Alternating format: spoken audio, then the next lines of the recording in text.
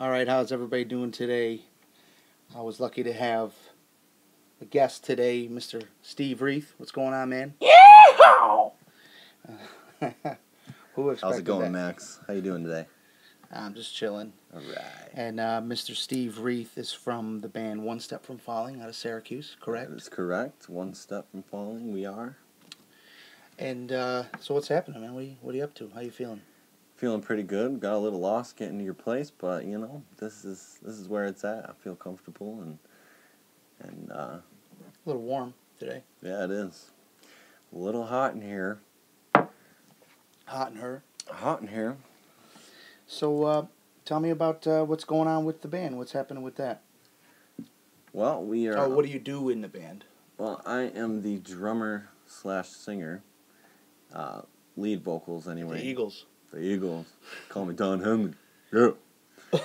But yeah, you know, I take the role of playing the drums and singing, and we all kind of sing, throw our voices in there and stuff. So it's actually a cool concept that we're running with. I think people are really digging it. Kind of don't know where the sounds and voices are coming from. It's just coming out from all over the place. Yeah. So no, you're not the singer then. You're just one of. One of. Now, do you all sing lead? No, that's the thing. I'll take most of the lead, and then you know, we got our PD on guitar. So you're the lead singer then. Right. Okay. I guess you call it that. And yeah, guys are gonna hear it, be like, "What the fuck? He's not the lead singer." He thinks he is. Yeah. When they hear. I mean, this. I am the drummer, so you know, drummer's always got to be hands on. Yeah, I hear that. So who are the guys that are in the band? What are the names of everybody? Well, we got Peter Krell, call him P2K. He's Peter Krell II. We got Robert Bardot III, call him RB3. And then, of course, Joshua Skillett on the bass guitar. On the bass. On the bass. The fish. Yeah. That's cool. So now, you guys just recorded something? Is that right? You recorded was it an EP or a full length or? We did. This was our first. Actually our first full length. We had a CD before this Sunday, which was bringing our new bass player in and stuff, and then our new CD came out really cool. What did you say it was called? Or titled The Wayside. Yeah. The Wayside. Okay. Wayside. Now, let's see. How did this come about? How did you guys start? Like, how did you decide that, okay, these group of people are gonna make this band and call it this? How did that happen? Where was the genesis of that, I guess? Well, Open it up. Well, the two guitar players in the band, actually, we grew up together, so we've known each other since day one. Like, I used to play Ghostbusters, and his mom, Bob Bardot, the other guitar player there, his mom used to babysit me, and that's how I met Bob. And then, you know, years later, down the road, after high school and stuff, we all got together. We always hang out. I played drums, they played guitar. Start a band. Let's get a band going. Basically trying to get laid, bro. That's how it started? That's how it started. You know, I feel like when a band, you know, sometimes that is how things start. And I feel like even if it does start that way, that's not the reason later on. Right. Like, at first, maybe you started it that way, but then you're like, oh, shit, we actually really like this for what it is. You know what I mean? And I just think that's cool because, like, you get that, the need for it. Yeah. The band itself, sure. You know what I mean? Yeah, it did, you know, it was what we did. Like, we all played music, and then we started writing some songs. And we actually had a singer at first, and, you know, with a kid that, you know, really kind of we brought in, and with us playing every day, like, that's all we did was play. So yeah, he just wasn't playing every day. So he wasn't, like, singing and stuff every day. Yeah. Like, he didn't want to, like, practice and stuff. Is that what you're saying? Like, that's, you know, that's all we did. And I feel like in music, you know, you go for the goal, or you just kind of wind up doing the music thing, you know. Well, I think it starts by you put it part-time, and then it just slowly turns into no time, or Exactly. less than part-time, and then it's just, so like the writing process, how's that start? Like, how is it? We're very, One Step Bowling is very Is it community. everyone involved Yeah, in the it's writing? very communicative. It's, we're all in a room. We play every day.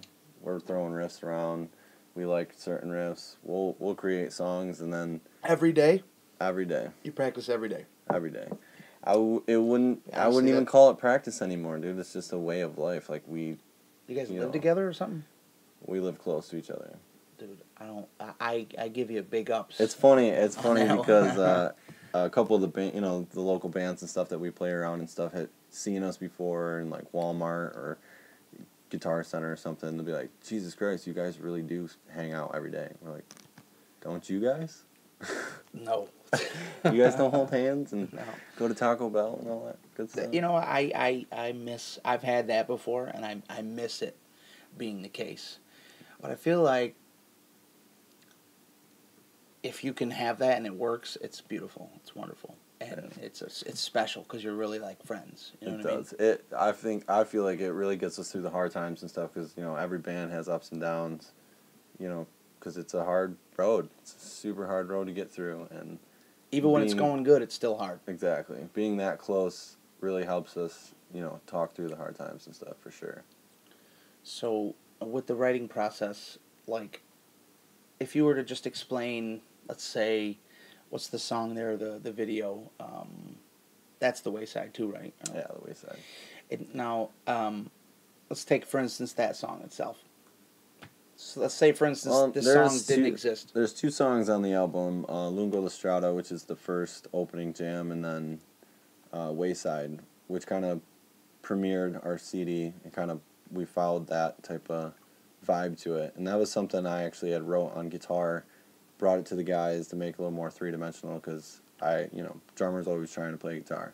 Yeah. Drummer's always trying to play guitar. Really? I haven't had that experience. Usually, drummers playing the drums. Well, they took it and made it three-dimensional, and, we followed that. That was the only one, really, that, I had my hands on a guitar riff.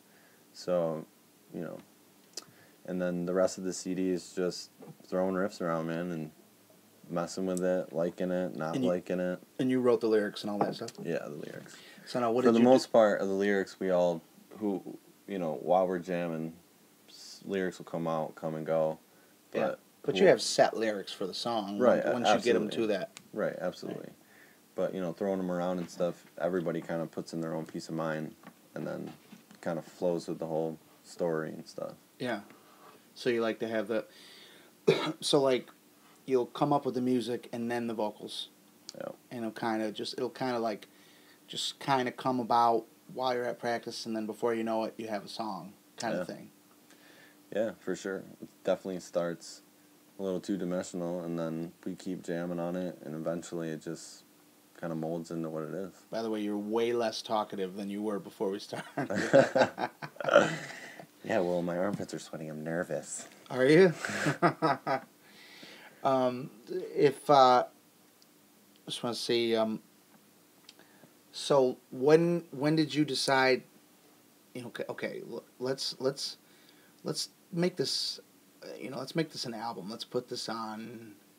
Put this on tape. Put it on something and like.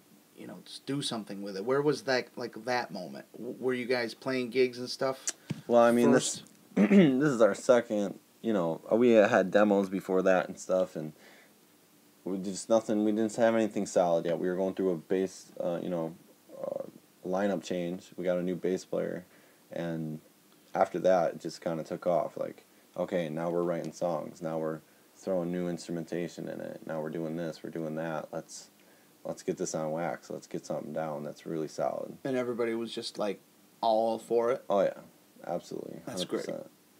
Maybe not to, where we recorded it or anything, but Where'd you record it? Our first EP we recorded at SUNY Purchase. What's that one? Someday. Someday? Yeah. I just wrote a song called Maybe Someday. Maybe someday. What the fuck, man? Right?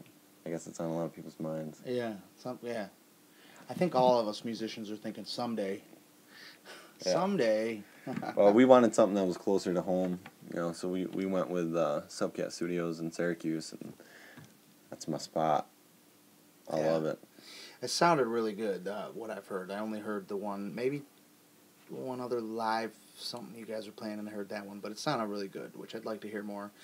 And it's kind of fucked up that you didn't bring the CD like you said you were going to. Yeah, well... We'll get it, yeah. Someday. Someday. Exactly. Someday we'll get Someday we'll get that. So was it... Did you go in to the studio just fully ready to go, and then you just recorded the tunes? Oh, yeah. This time around was, we bought equipment for the band studio and stuff and recorded everything before we went in. And it was rough draft. Didn't sound that great. But, we had ideas. We had everything down. So you brought the tracks to them, basically? Negative. Negatory. The vocal tracks I brought in on my computer and listened to, and, so I could get my basis of where I was at. And it seems to do that in a studio when you're paying for it seems to take a while. Right. So I think if you can do it, practicing all the click tracks, making sure you're on tempo before you go in, save tons of money. And time. Yeah. And effort. How's that Capri Sun right there? It's empty. Today, instead of coffee like we normally do, we were drinking Capri Sun. Well, I don't drink coffee. Give me Kool-Aid. I want Kool-Aid. Hey, man, you got any drink? That purple stuff. You got any Kool-Aid? I opened up Max's fridge and I was like, where's that purple stuff? Where's that? I got eating Pop-Tarts and eating Kool-Aid, drinking Kool-Aid. It's like, you want coffee.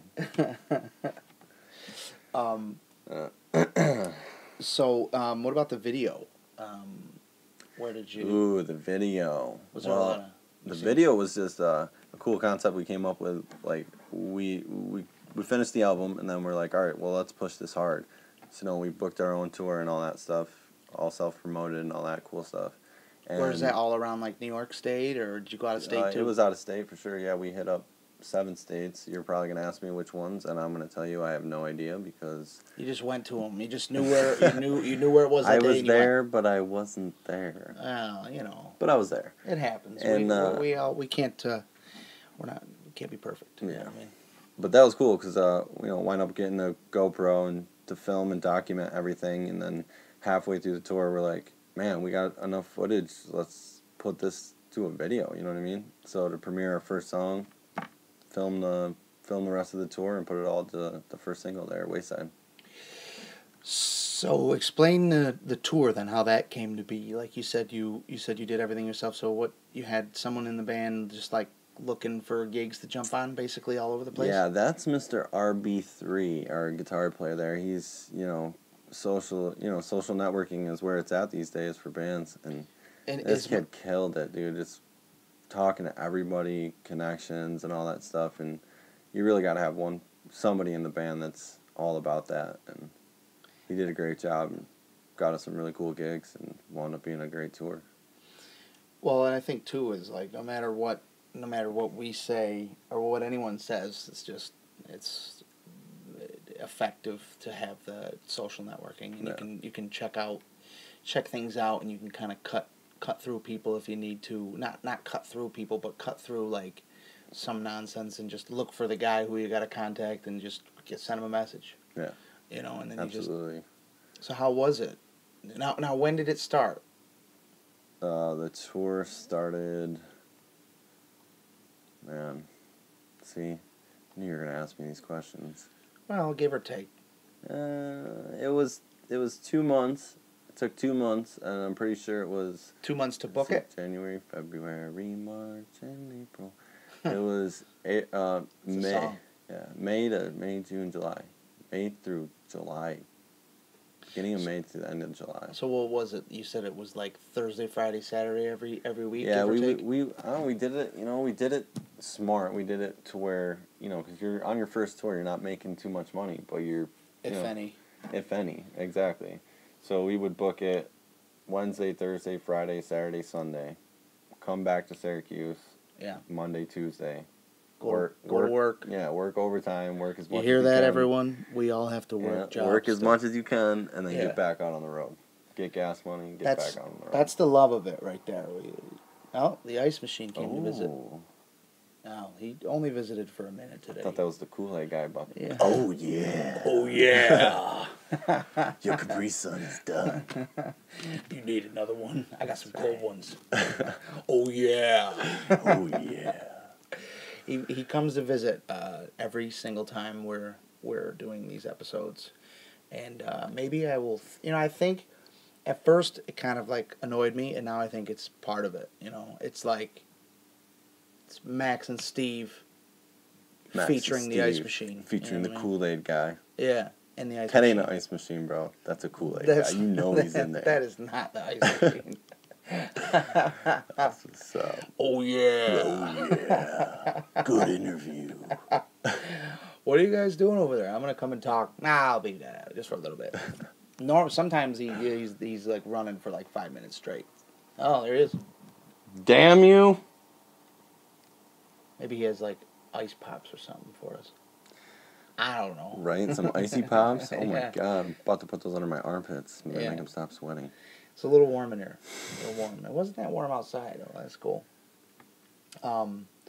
So how was the tour? Like, how was the show? Like, what did you do? Like, good, man. 30-minute set most times, 25-minute to 45-minute kind of deal? For sure. If we hit if you hit a national show, you're playing for 30. If you hit a show where they took a chance on you, like New York City, man. Sometimes 15 minutes. Yeah, we played, what the hell is it called? Blackthorn 51 off 51st Street in New York City. And I was skeptical. I was like, in New York City, first time around, we're going to get thrown first spot and all that stuff. And before they put us right there? before the headliner, and it was great. Place packed. Who was the headliner?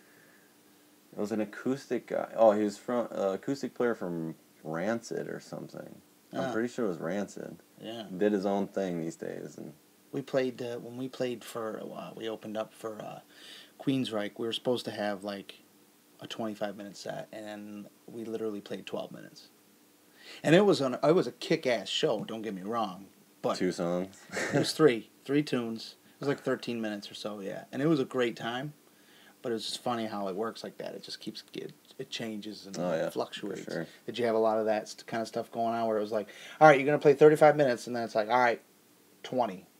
We didn't have too many of those. But well, like sometimes you get like a last-minute band that either cancels or comes on, or the headliner wants you to go on at a certain time and wants you to just be, whatever, or they want to go on earlier or something, or... Yeah, I'd have to say, 25-minute was probably one of the quickest ones we played. Yeah. And for us, a lot of our songs are like 7 minutes long, so... Are they? Yeah. So, we got 2, 3 in there. Yeah. 3. Yeah, you get 3 in there. 3. Of course, the drum solo. Take up another 10 minutes. That's what drum solos are. Both of ours were very different. That's Dave, stop jerking off on the set. Can't help it, man. I can't help it. So, and you said you don't really remember who a lot of the... Did you... national acts, you did a few? Yeah. You don't remember any of the date? The dates are if not the dates. I should have came more prepared and brought like some stuff written down because. Well, not the date, but do you remember any specific bands that you were really just specific nights that really stuck out to you, or areas that you were just like, oh man, we had a blast, or was it just like get in, play your shit? We had a blast the whole way, dude. It was great. Did it strengthen the band? Or did it? For sure. Before we started the tour, we were like, oh yeah, we got this new CD, and blah, blah, blah. By the end of the tour, we were like, oh fuck yeah, we played that CD. Yeah. Like, it was good. Did you sell a bunch of CDs? Yeah, we sold a lot. We had pre-ordered 300 of them before it was finished, got them, and now I think we're, at the end of the tour, we had sold like 180, which is pretty good. It's not bad considering people don't buy CDs. People were mostly asking for the digital copy. And that's the one thing I feel like is good about playing shows. If you do still want to sell CDs, is you sell them at the show, That's right. It's one of the places where it seems like you could still sell some CDs, you know, because people aren't buying them really anymore. I mean, it Which makes I don't sense. know why. Well, you Man, got it I all, still you got have it my all little right there. collection of CDs and all that stuff from back in the day. There he is again. Oh, yeah. He's about to come crashing through the wall. Be like, dude, that's not cool. You got to fix this. You're gonna have to fix this wall, dude. I'll have to drink all that Kool-Aid you got in there. We'll have one. We'll have another one in a minute. Get your fix. Well, let's. That's cool though that you guys had a good time and that you came away, like you think you came away a better band as far as politics within the band, like things going well and things. Yeah, for sure. You know, a lot more stuff to think about. A lot more stuff. We're seasoned. You know, it's like sprinkling a little bit of season on the slowly roasted steak, little sprinkle that or shit whatever on you want to call it. But yeah, Bob would be kicking my ass right now. He'd be like, "You're such an idiot. Did you know any of these places yet?" I still don't know how to get to Ithaca from Syracuse. But you played Ithaca? A lot. Yeah, that was pretty cool. I was actually really impressed that you guys had that lineup like that. And he must have just been like just slaving away, like getting these gigs and just like Yeah, for sure. researching. But you know what? I feel like if you guys can keep doing that, good things can really happen from it. You know, you gotta land the right gig at the right time or something. Stay together. One is the thing now that seems like is impossible for bands is to stay together and all be on the same page, and to keep going around and around and meeting with new people and keep putting out music. I mean, all those things are really difficult, and if you guys are doing that, that's something definitely to be proud of. Yeah, for sure. And that's cool. And it's good tunes too. It's yeah, good music. I was super proud of the guys for all the efforts that we put doing the tour and putting it together. You know, Bob doing all the marketing, Josh selling all the stuff, me just being high all the time. You being high all the time? I'm just kidding. I don't even smoke, but I love the way it smells. I don't even smoke that shit. I don't even smoke that shit. No. I mean, yeah, I do, but I don't know. We don't smoke that shit. I don't even smoke that shit no more. Hi, Mom. Hey, Mom, is she gonna hear this? Hell no. Hell no, maybe you could tell her about it. I think you should. Yeah, I might tell her about it. We'll see. At least share it on your Facebook. But yeah. I don't know about that. Yeah, I don't know. She's a very traditional Italian, so. Is she? Yeah, she might get that spoon out. No shit. My mom used to have a spoon with a little kid with its ass bent over. It said bottoms up in Italian. Really? And she would smack the shit out of you, boy. Yeah. She's like, you come home late again. She said, una masternazza. You're gonna get the spoon. Oh! Oh! Oh! Yeah.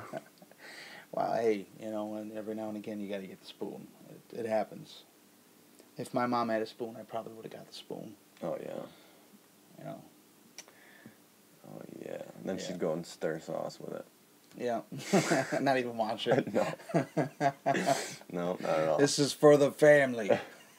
Gigi, get the onions. I need it for the sauce. Oh, shit. It's all carbs, man. It's all carbs. It's good. It's fresh. Yeah, my mom's from the Jersey Shore. Is she? No. Oh, all right. Now I don't know what we're talking. What are the truth is here? Let's see. What was I gonna say? So, like, what about? What do you play the drums and you sing? Do you play guitar too? Do you play any other instruments besides? Yeah, the drums? for sure. I don't know if you ever caught wind of the Toy Monkey stuff. I got a signal on the radio on 95X there. So I play I play bass, I play guitar. My first instrument. Do you have any of that with you? I don't.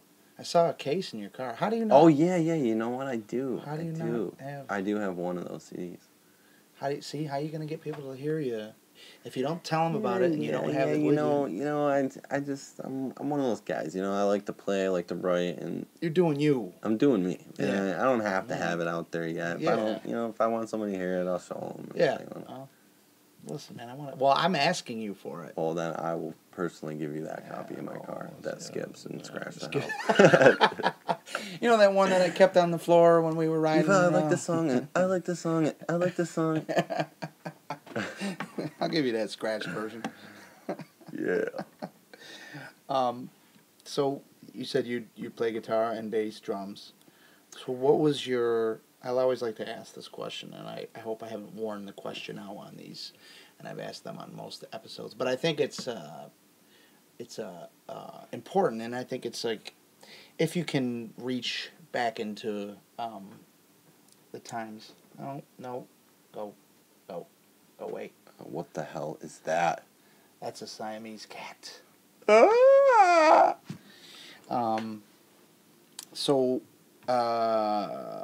What was I gonna say? Yeah. So when did you first? What was your instrument though? You said you play these instruments. So what did you start with? Like as a kid? I'm talking like let's dig back. Let's go way back. You personally, let's step away from the band a little bit and say. Well, I started with a pair of drumsticks and just the sticks, no drum set, and a practice pad. Right. I would beat the hell out of my mom's laundry baskets and flip them over. Just plastic laundry baskets, beat the hell out of them, break them all the time. So pots and pans? Yeah. Make the sauce? No pots and pans. Bring it in with the sauce. DD, get the sauce. But those are the ones you used, yeah. Yeah, and then I got a practice pad, and I'm not going to lie, I was so bored of that shit, I went and bought a bass. A bass guitar? A bass guitar, yeah. I was like, maybe drums aren't for me. And I bought a bass guitar. I played bass for like a year, maybe a year and a half. And then I saw a drummer play in my elementary school for the DARE. Remember DARE, to keep kids off drugs? Yeah. Yeah, there was this drummer played some stupid song. I don't really remember DARE all that much. But it was so good. And I was like, all right, I want to play the drums. Wait, you said you saw... Okay, wait, I'm sorry. I blanked out for just a second. You said you saw a drummer there? Well, yeah, at our elementary, like... That was killing it? DARE performance. It was like an older person that you saw come and play there? Yeah, and you were like, I'm back drums again. I'm like, I'm over this bass guitar stuff. Really? Did that really... Yeah, I swear to God, that's exactly how it went. Okay. When was that about? Like 6th grade or something? 5th grade? That was... No, elementary school was like 4th, 5th grade.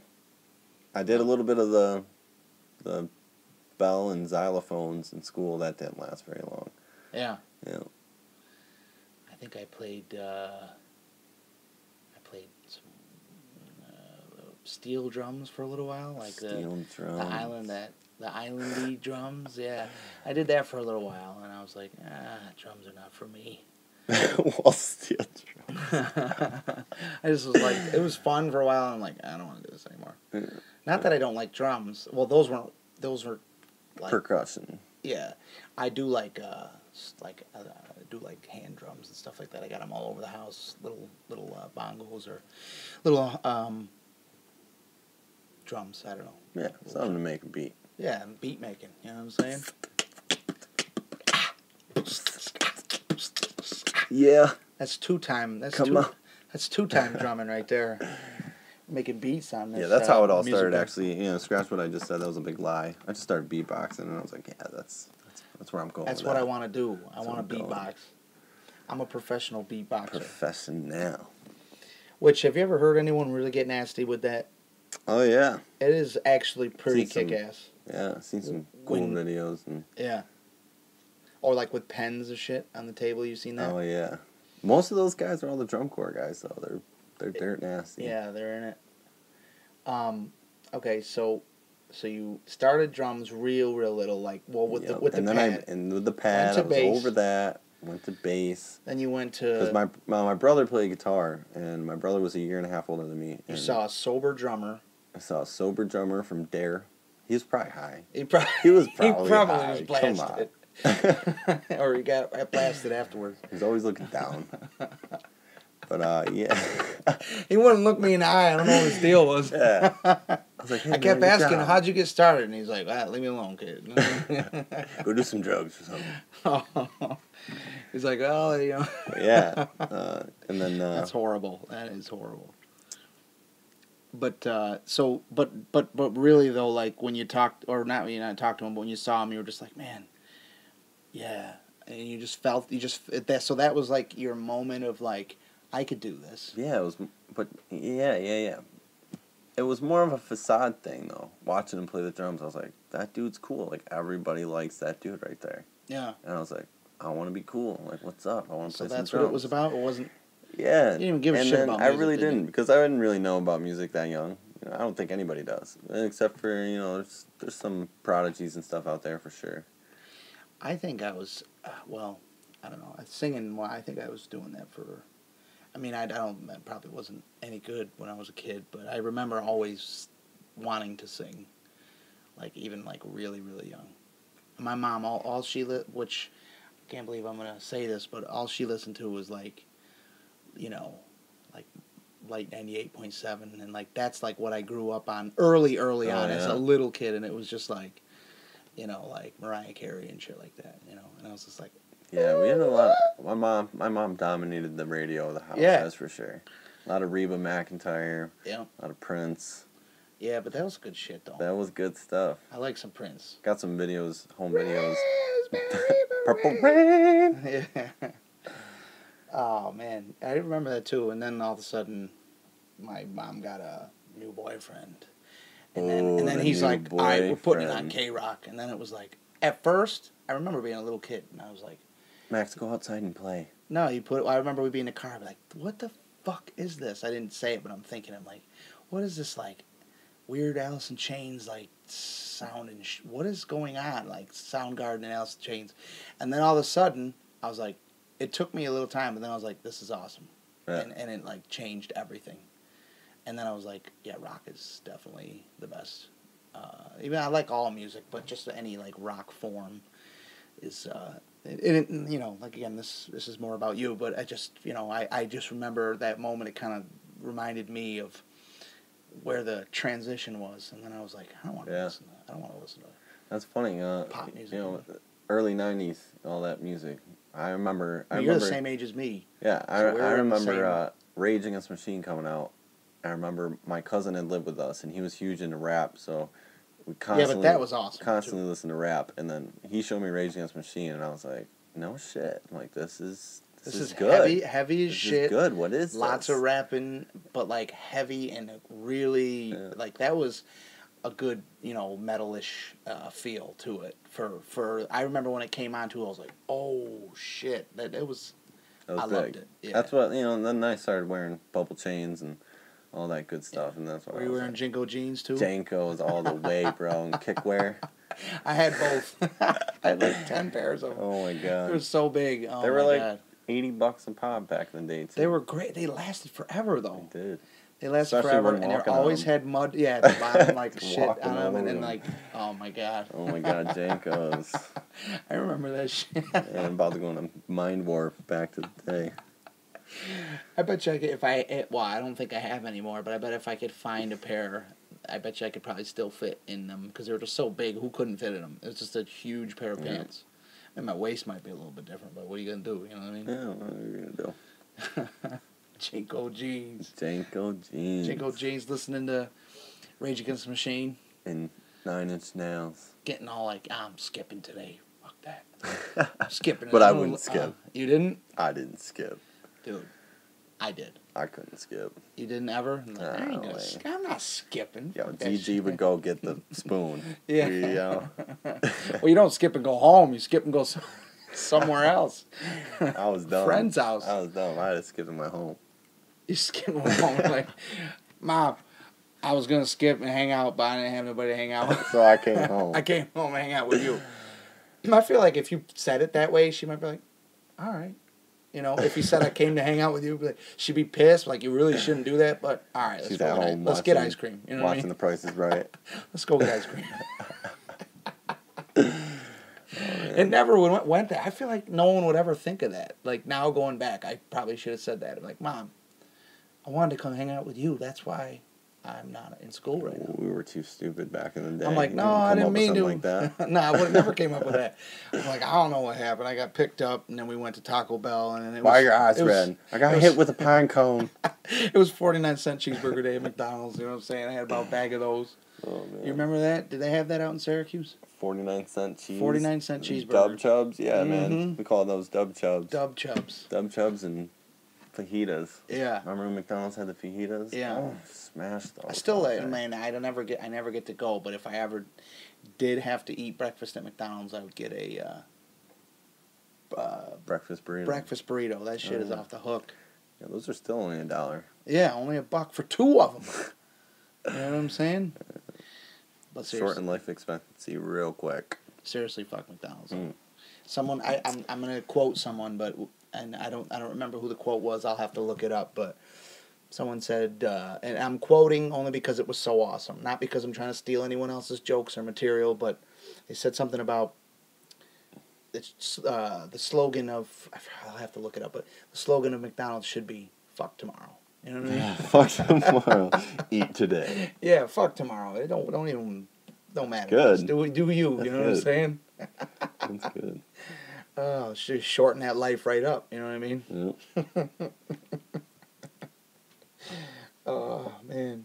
So we covered Jinko Jeans, Rage Against the Machine, Dare, Keep Kids Off Drugs. Yeah. Oh man. The worst thing about it was I had in my Dare they were like they would like tell you about like the high of it. Yeah. Why would you do that? Yeah, they explain. Why would you do that to us? That's fucking horrible. Yeah. They're like, oh yeah, weed. Yeah, you know, it gives you you feel great, you laugh, and you eat a bunch of food. It's terrible.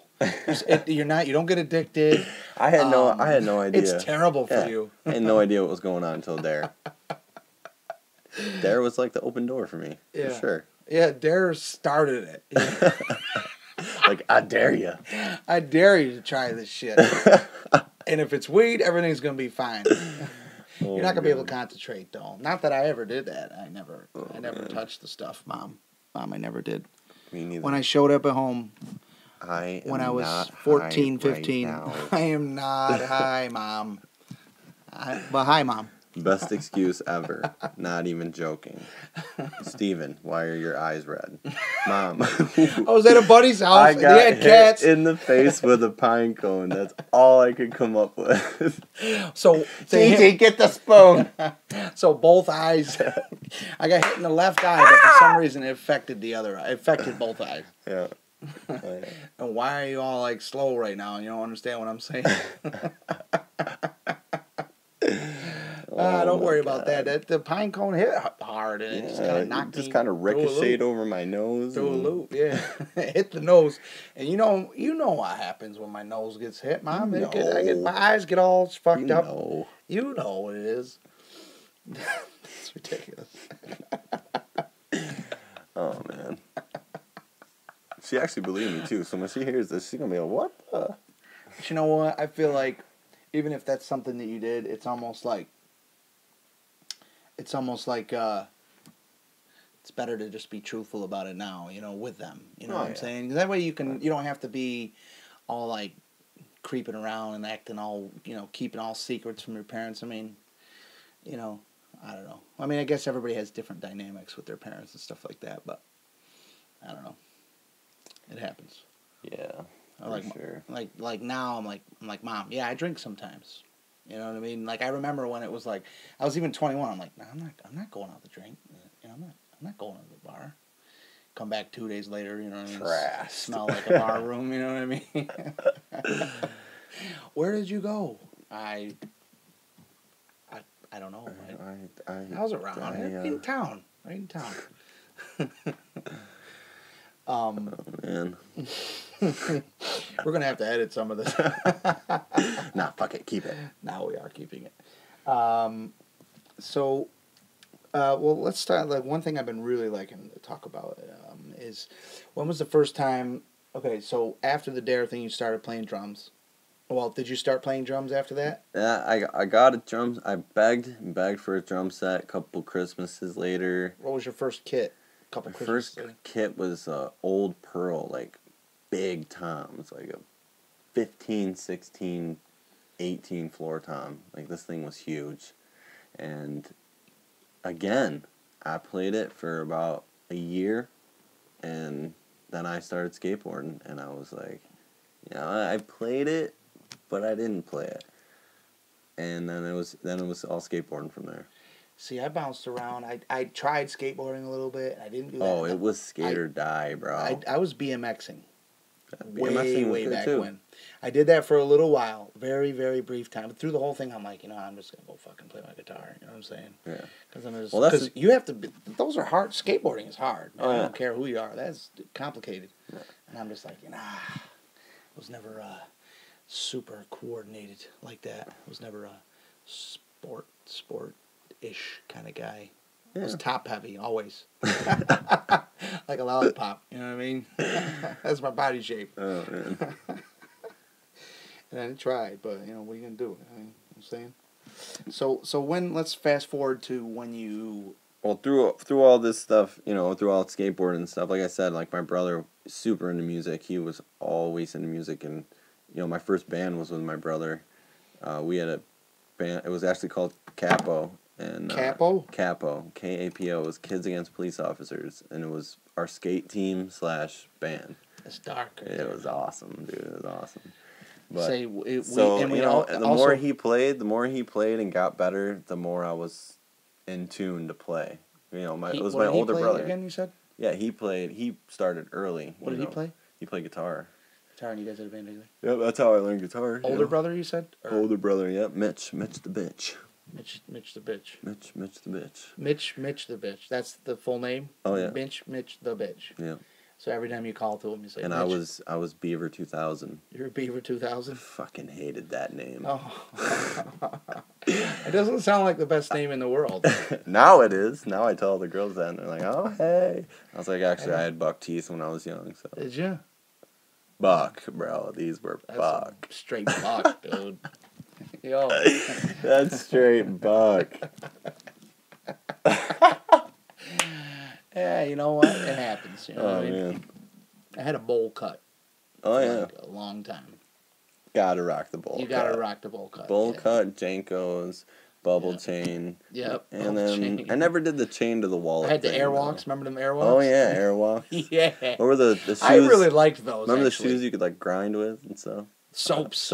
I had a pair of those, Yeah. and I remember I had a fresh, brand new pair that I would never wear, and then a real like ghetto pair that I got from someone else that were just so like beat to shit, but they were used, and I would go and I would like someday. Yeah, wait, whoa! You had used shoes, yeah, I had bro? a buddy. I think it was my brother or something. Oh, okay, from hand-me-down from bro. Yeah, it was like a hand-me-down. Okay. So I'm like, all right, I'm not going to put them nice, because they were expensive when they first came out. Yeah, for sure. And I had these, like, I had a real fresh pair, and then I had these real, like, nasty pair that I got, like, hand-me-down. I don't remember, like, but I remember I always, and the hand-me-downs were, like, a size too big, you know what I mean? But I was always wearing them, and I'm like, all right, I'm going to grind this shit out of these. 2 pairs of socks. I'm going to grind the shit out of these. And I'm like, one day I'm going to put on them fresh ones. I'm going to wait. And by the time I put them on, it wasn't even a thing anymore. And I remember you had to get the key. You had to do it. And if you hit that rubber on your shoe, man, you went down. Ate shit. You ate shit. Oh, my God. I remember seeing kids do that all the time. And I was like, maybe I won't do that. Yeah. I really tried to get good at it. And it was kind of cool. But I remember, like, you'd be walking, like, in the school or whatever. And, like, if you hit the ground a certain way, you would actually slide on the regular ground. Oh, yeah. And just slip because those shoes were dangerous as fuck. They're screwing things into the bottom of your shoe. I can't believe we're talking about soaps. That's awesome. Dude, soaps were where was that? You're right, though. They were expensive. They were really expensive. And I had, like I said, a real fresh, like a good pair that I just kept, because I was always like, okay, my nice stuff, I'm never going to wear it. I'm going to wear out the shit first before I get to it. Right, you can't take soaps on recess. No, you couldn't take them on gym. No. And you could always hear that. After a while, once they get beaten, you could always hear that clicking when you're running and shit. Like, man, I got to screw that. That's the screw coming through the sole. I got to screw that in a little better. And then that big plastic chunk at the bottom. Oh my God. Good stuff. Soaps. We'll have to bring those And I was back. always like, man, I'm gonna hit that curb. Let's go hit that curb. I remember they had the the whatever to shine them up, or not shine them, but to make them so you could slide better. Oh yeah. Okay, whatever okay. it was, I don't know. Same thing you do at the bottom of your board, right? Some Wax 'em. wax. Yeah, wax. I'm like, what's that word? What's that thing? Like, it's like a wax, but like, what's the wax? Like, what is it? Like, what's Wax. Wax. I Yeah. know. I was like, what? Wait. Would you used to buff your shoes or something, Yeah. dude? And I remember. Now these kids rocking the wheelies. It's like they're just wannabe soaps. That's all that is. Yeah. Wheelies. They are not as cool as the soaps. No way. The soaps, you at least had to learn some shit. Right. And it was dangerous. And I feel like we had like there were so many dangerous things as a You're a child. dangerous generation. 90s Yeah. were. But we just got through it. We And got now through it. everybody's so worried. No, now it's like, oh, let's not get hurt. You know how many times I got hurt? I got scars all over my body from falling down on bikes and shit. It was a dangerous Four-wheelers. time. Yeah, hell yeah. Four-wheeling. That shit was dark. That was that. That was very sad. That shit was dark. Oh my God. Good times, man. Yeah, I lived in the country for a lot of my life. So that was like, as soon as you move to the country, the skateboarding is out. Yeah. Because you're going up huge hills and dirt skate roads on dirt and shit. roads. Yeah. And so then it was BMXing, but even then it was like, because you get them flat tires, or the not flat tires, but the non super treaded tires, you know what I mean? Oh yeah. You had them for so then it was mountain biking, and then it was like, all right, 16, I'm driving. Mountain biking and it's over. Throw away the Jankos, start wearing flannel shirts. Yeah, no, I never had a flannel. I have one now, and I said, I think I'm going to wear a flannel. I'm going to get a flannel. I liked it, and I still have not ever worn it ever. Oh, I have one. No, I have two now, and I never ever wear them. Not that there's anything wrong with them. It's just not for me. Yeah. If you're a flannel guy out there, you do it. We're not saying nothing wrong with wearing flannel. Ain't nothing wrong with it at all. As a matter of fact, I wish I could rock it, but it doesn't go with my Max Decor. Yeah, it's all black for me. Yeah, you're not wearing any black now at all. It's all black for me. Dark. Oh, so man. dark, bro. That was a good detour. So now what I wanted to get to before we finish up is I wanted to get to okay, so you were playing with your brother in a band. Did you perform anywhere, like in front of people? Yeah, we when was the Capo. See, the thing was great about high school was you had all your high school friends come to the shows. Right. We had gotten, when Bridge Street Music Hall, I don't know if anybody out there in Syracuse, Bridge Street Music Hall was a big venue, kind of like the Lost at first. I remember it. Now they sell trucks or some shit there. Yeah. But Seether came through when Seether had first come out. Seether and Greenwheel, band Greenwheel. And we got to open for them, which was insane. Like, we were young as shit. And it was because we brought so many people through the door. You know, back in the day, now that I look at it and like the politics about it, about how, bringing people in and, because there was a couple bands that were, obviously, we did the competition, some radio competition, and we won it, and we wound up opening for Seether and Greenwheel when they first came out, and that was crazy. Like before they were even brought on the radio, our right? whole high school. No, Seether had their single out there, trying to think of which one it was. One of those. One of those. Yeah. But anyway. It's one of those Seether songs. Yeah, one of those. And Ra. Remember the band Ra? I loved them when they came played. out. Yeah.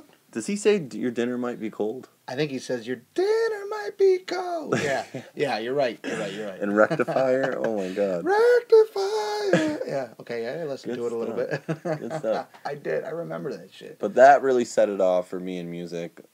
Having all the people from our school come to the show, and that's when I really felt like, oh wow, this is great. Like, when was it? But what I'm wondering though, that's awesome as shit, by the way. But what I'm saying is, like, when was the first time you played in front of someone where you were nervous as shit, and it could have been just playing for 1 or 2 people, 3 people, 5 people. My first gig ever in front of people was at PNC, the PNC grocery store. Oh my God. In Chittenango, New York. Nice. Now, did you feel that, like, did you get any people that were, like, really into it? Bro, I used to drum. I was drumming back then. I wasn't drumming and singing or nothing like that, but I would drum, and I remember I remember a bunch of people saying, "Hey, what are you looking at when you're drumming? Like, why don't you ever look at anything?" And my head used to be cocked over to the side and looking nervous? down, just going like this the whole time. Nervous? Nervous as hell, dude. But what I'm saying, that first time you, like, rocked someone and that feeling you got, that's what, when was that? That was the same. And then you knew same year. The moment you felt, I got to do this and I love this, and you get the bug for it. That's what I'm searching for. Okay, so it went PNC. Then we played Common Grounds in Casanova, which is a coffee shop. Same thing. Had my head down, like I was nervous as hell. Like we played for our friends and it was cool, but I didn't get that spark yet. And then we played the Battle of the Bands in high school, and we won. And that I opened up. You just felt it. You were like, I gotta do this again. Like it was our third show ever. Now we were starting to feel like rock stars. It was great. Just that feeling, like, the feeling of when you play and that first time where you're like, yep, we played a fucking awesome show, and we just, you felt the high from it. You got the high. It's almost like you got that. It is a natural. You got natural that euphoria, basically. Yeah, you got that, like, injection of, like, the music high, and then you just knew that you got to get a little taste of it. You can't go away from it. That you have to have a little bit. You have to have it in your life. Like, it has to be part of your life. Yep, that was it. That's cool. And I remember we had That's big, isn't it? Wasn't that big? It was big. That's a crazy feeling. It's crazy. It was life-changing. I put the skateboard away after that. Did you? Oh, yeah. You don't still skate a little? Yeah, I can, I kick flip here and there, but... A little... Now it's like, I break my wrist, everyone in the band's mad at me, and band breaks up. Now you just go shopping with it. You just, like, take just hold it with me. PNC and just you got 2 bags of shit. Just kind of hold it with me. Yeah. I bring it with me. It's in the back of my car. I'm always riding. Yeah. I got new wheels if you see them. Yeah. You're right. Got your soap shoes, and you got soap shoes. I would love to see a pair of those. Just to, like, I could see them. I bet you can find them on, somewhere, Amazon or something. I could see them in my mind. They were like a tan, the dirty ones that I wore all the time. I actually think I ever wore the good ones ever, because they were just, like, safe. But the tan ones that I had, they were, like, tan, and they just looked like shit. You know what I mean? I remember that after a while it's hanging off, and, like, all right, we're not gonna wear these. I remember, or you just took the bottom piece off, and you just wore them like sneakers, and it just wasn't the same. Let's go ride on some curbs. Yo, man, let's go soap. Yeah. That's great, man. So what do you got going on? What's next? What's next for the band? Well, Man from Outer Space, One Step from Falling's new single, we just let that one out, and we're working on the video right now. Took a little time off from playing shows. Who's shooting a video? We do all the production ourselves. Who's shooting it though? You guys have cameras? Yeah, we got cameras. Cool. Some home stuff. It seems to be a good way to do things these days, because it's the cheap way, bro. Well, it's the cheap way, but it's also when you're into it and you want to do it. The thing I've noticed about music, or working on something like an album or a music video or something like that, it's always like you're fucking ready, and everyone's ready in the band. You're ready to do it, and then it's like waiting on somebody. All right, 2 months from now I can book you. Like, oh fuck, and by the time you get to there, you're like, we're not even gonna do it now. You know what I mean? Yeah, fuck absolutely. It. You know what I mean? Sure. Or we can't get into the place that we want to shoot it, or we, or something, or just something like that, and it takes away a little bit from the let's do it now. Of course, anything that's good usually comes from waiting. Yes, that's true. But when you can do it yourself, I mean, which, be grateful and lucky that you even get to do it yourselves, because it's so hard to do, to have that. You know what I'm saying? Like for instance, this podcast. I had all the materials to do it beforehand. And then I was like, okay, I want to do this podcast. And then, like, oh, I gotta get something to record it with. I gotta get, a board and all the mics and good cords. And luckily I have all the materials from other things, and that was like a good way to do it because I've wanted to do it, and now I'm doing it. But I have, what I'm saying. But to go and say I want to do the podcast, and I'm like, all right, well I gotta save up and get, something to record it with, and microphones and all that stuff. Then by the time I do, I'm like, fuck it. If I had to do it that way, I probably would have never. Yeah, for sure. Finding the time, you always got to find the time to do stuff that, you got to get done. I think this podcast thing is great. That's why I'm here. Well, I appreciate you coming, man. Yeah, I really do. sure, When's dude. the next show? The next show will be, we're playing a couple festivals. We got Hage Fest coming up. That's a really cool one. If you guys haven't heard about that, get on the internet and Google Hage Fest. And are you on Facebook, the band? Yep. We got a band Facebook, One Step From Falling /Facebook.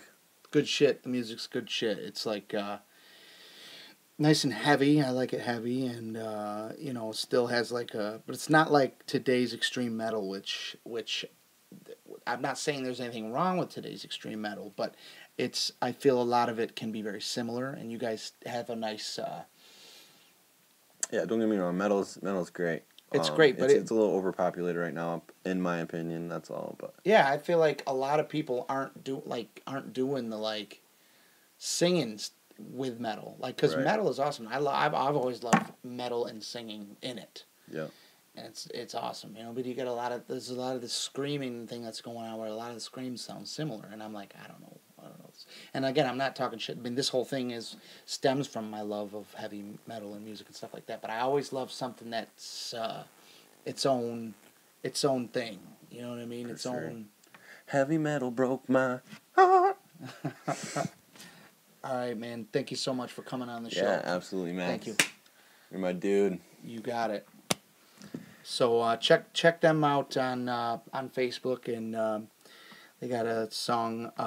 The video that I checked out is called The Wayside. The Wayside. Yes, I was gonna say it. It's just I was more in the moment of the show. And all right, man. Thank you. Let me sign this thing off right now. Okay, 107.7. Yeah. Scuba saying goodbye. Check out One Step From Falling. Max is my dude.